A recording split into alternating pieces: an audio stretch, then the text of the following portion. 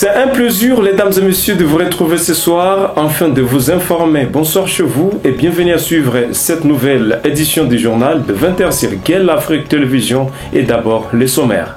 Les combats entre l'armée congolaise et les M23 se sont intensifiés. Les M23 ont progressé encore en territoire de Walikale. Selon des sources locales, ils se sont rapprochés de Mutakato, situé à 25 km du centre de Walikale. Alors que les négociations entre les M23 et Kinshasa débutent ce mardi à Luanda, un reportage à suivre dans ce journal. Le docteur Denis Mukwege, prix Nobel de la paix 2018, s'oppose fermement à toute négociation directe entre le gouvernement congolais et le groupe AFC M23. Selon lui, cette approche reviendrait à légitimer un groupe armé soutenu par des forces étrangères et à ignorer les causes profondes de la crise sécuritaire en RDC. Le prix Nobel Denis Mukwege est à suivre dans ce journal. Le coordonnateur de l'AFC M23, M. Corneille Nangaa, a dénoncé aujourd'hui l'absence d'autorité de l'État en République démocratique du Congo. Selon lui, le manque de la présence effective de l'armée, de la police, de l'administration ainsi que de la justice transforme le pays à une jungle, particulièrement dans l'est du Congo où les groupes armés sévissent. Corneille Nangaa, nous le suivrons dans ce journal. Mesdames et messieurs, bienvenue au développement de ce titre et installez-vous confortablement.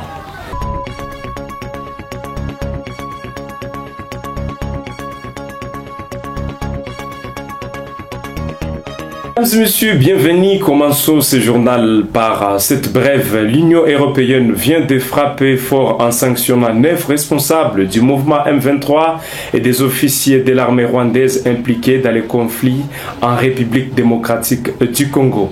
L'Union européenne a annoncé ce lundi 17 mars 2025 des sanctions contre les responsables du M23 et des officiers rwandais accusés de déstabiliser l'Est de la RDC.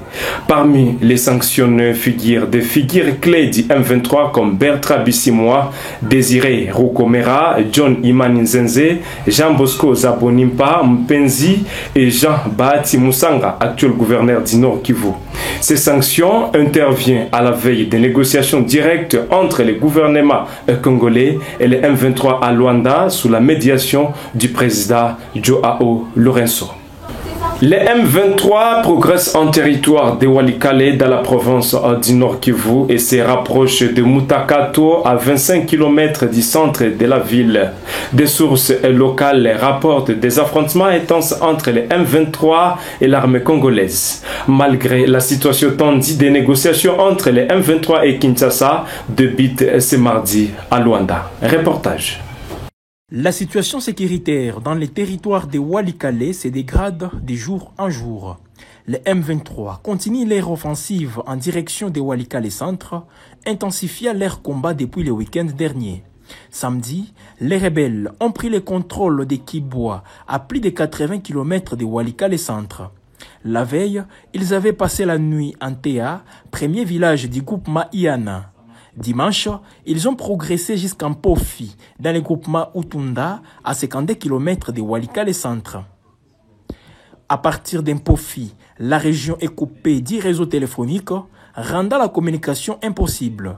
Il faut parcourir 22 km sans réseau pour atteindre Mutakato, où l'on peut trouver les réseaux Orange, explique une autorité coutumière. Les villages de Kigoma, Kailenge et Kumbwa, dernier village du sud du groupement Luberiki, se trouvent dans cette zone isolée. Ce lundi matin, les M23 ont progressé encore, les combats se rapprochant de la localité de Mutakato à 25 km de Walikale Centre. Des tirs d'armes lourdes ont été entendus toute la journée à Mutakato, selon des sources locales. La situation est particulièrement tendue dans cette zone enclavée, sans route praticable. Un renfort de l'armée est parti de Walikale Centre pour tenter de stopper l'avancée des M23. L'offensive du M23 se poursuit malgré l'appel au cessez-le-feu lancé par la médiation angolaise le 16 mars. Cet appel visait à permettre le début des négociations directes entre Kinshasa et les rebelles, prévu ce mardi 18 mars à Luanda. Aujourd'hui, nous vous rapportons une avancée significative dans le cadre du conflit qui secoue l'est de la République démocratique du Congo. Grâce à l'initiative des médiations angolaises, le gouvernement congolais a décidé d'envoyer une délégation pour entamer des négociations directes avec le mouvement M23. Malgré les refus initiaux du président Félix-Antoine Tshisekedi de dialoguer avec ces groupes. Reportage.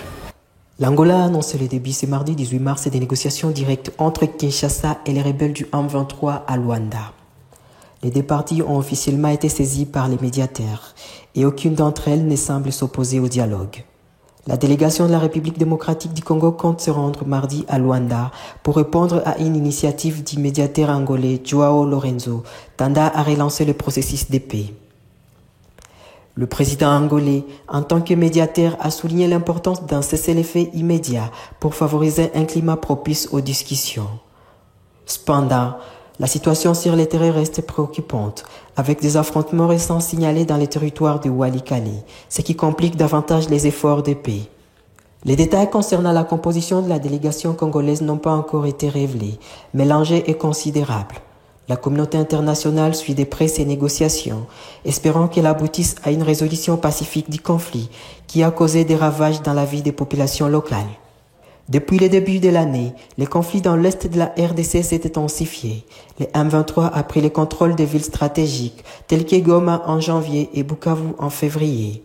Selon les Nations Unies, ces affrontements ont entraîné la mort d'au moins 3000 personnes et le déplacement de 600 000 autres depuis novembre dernier. L'espoir demeure que ces négociations puissent offrir une opportunité cruciale pour instaurer une paix durable dans la région. L'espoir demeure que ces négociations puissent offrir une opportunité cruciale pour instaurer une paix durable dans la région. Alors que les discussions s'ouvrent, il est essentiel de garder à l'esprit les besoins urgents d'une amélioration des conditions de vie des populations affectées par ces conflits. Denis Mukwege, lauréat du prix Nobel de la paix en 2018, rejette toute négociation directe entre les gouvernements congolais et les M23 AFC.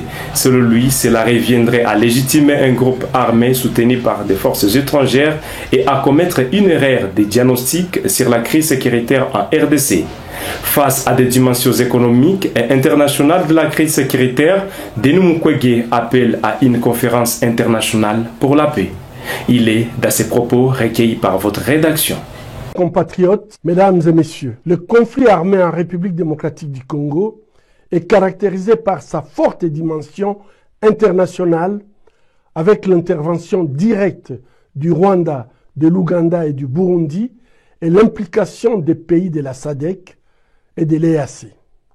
En outre, de puissances étrangères et des acteurs clés de la mondialisation économique, issus du secteur privé, ont des intérêts stratégiques pour les minerais critiques présents dans les sous-sols congolais, notamment dans le cadre de la transition numérique et énergétique, mais aussi dans les industries de la défense et du spatial.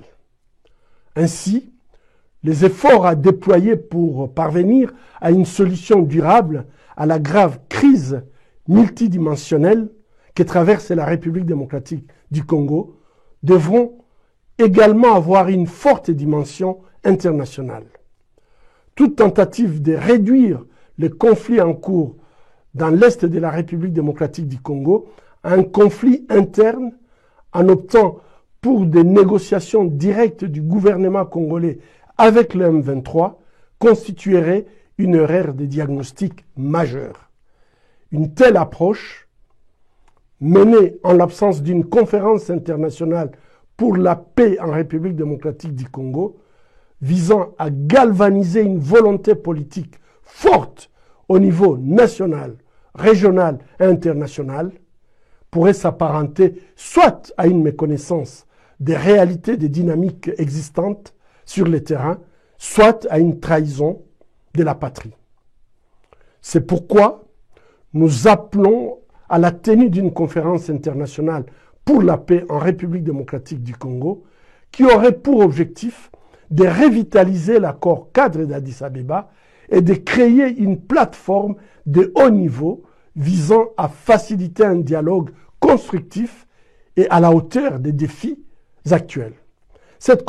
Les coordonnateurs de l'AFC M23, Corneille Nangaa, dénoncent l'absence d'autorité de l'État en RDC, mettant en avant le manque de présence effective de l'armée, de la police, de l'administration ainsi que de la justice. Selon lui, cette situation transforme le pays en une jungle, particulièrement dans l'est du Congo, où les groupes armés sévissent. Nangaa appelle à la restauration de l'autorité de l'État comme solution pour mettre fin à l'insécurité et à la violence qui gangrène à l'est de la République démocratique du Congo. Corneille Nangaa est dans cet extrait choisi par votre rédaction. Et pour finir, mesdames et messieurs, la première ministre de la République démocratique du Congo, Madame Judith Suminwa Tuluka, est arrivée ce dimanche 16 mars 2025 à Bandundu.